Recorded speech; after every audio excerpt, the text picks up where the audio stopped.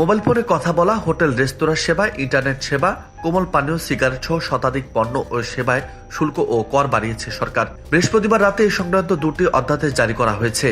অধ্যাদেশ দুটি হল মূল্য সংযোজন কর ও সম্পর্ক শুল্ক অধ্যাদেশ 2025, তা এক্সচেঞ্জ অ্যান্ড সল্ট অধ্যাদেশ 2025। এই দুটি অধ্যাদেশ জারির পর জাতীয় রাজস্ব বোর্ডের ভ্যাট বিভাগ এ সংক্রান্ত নির্দেশনা জারি করে। ফলে এই অধ্যাদেশের পরিবর্তনগুলোর সঙ্গে সঙ্গে কার্যকর হয়ে গেছে।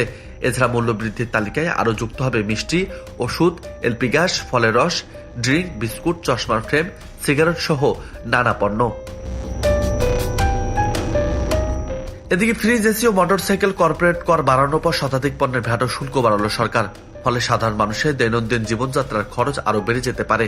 মোবাইল ফোন সেবার উপর সম্পর্ক শুল্ক বৃদ্ধির ফলে কথা বলা ও ইন্টারনেট খরচের ব্যবহার বাড়বে রেস্তোরাঁর খাবারের খরচও।